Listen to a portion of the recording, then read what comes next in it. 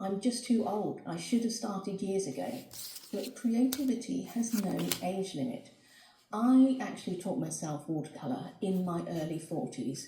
I did not learn watercolour in art school. And yes, I do wish I had started earlier, but it doesn't mean that I missed my chance.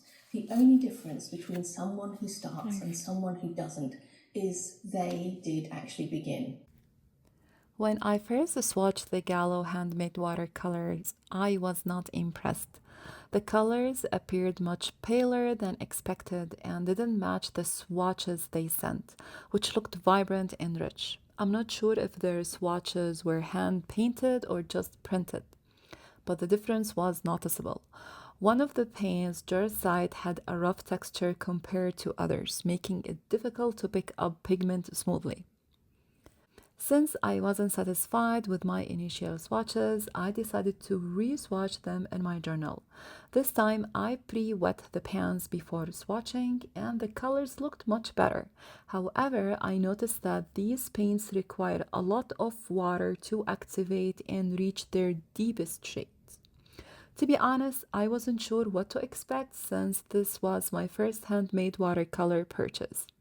I chose the three nature set, but in hindsight, I probably should have started with a more basic color sets. Out of curiosity, I pulled out my old Daniel Smith watercolors for comparison. Without even pre-wetting the pans, just using a damp brush, the color instantly came to life. The vibrancy was striking. A Gallo watercolors take longer to activate, requiring more effort to achieve rich pigmentation. In contrast, Daniel Smith watercolors re-wet quickly and provide strong color payoff with minimal effort. I think this will be a convenient choice, for artists who want a faster and smoother painting experience. For my painting, I used this classic cozy kitchen stamp from Picket Fence. To get a crisp impression, I stamp it with my Misty tool and use Altenew Obsidian Black ink since it's a waterproof. One challenge I faced with the Gallo paints was that they do not always mix as smoothly as other brands.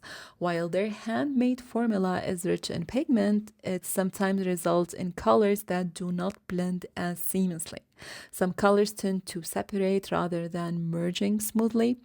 In comparison with Daniel Smith watercolors have a well-balanced binder to pigment ratio, making blending effortless. When mixing color, Daniel Smith creates a smoother gradients and more natural transition, where a Gallo requires more effort to achieve soft, fluid blends.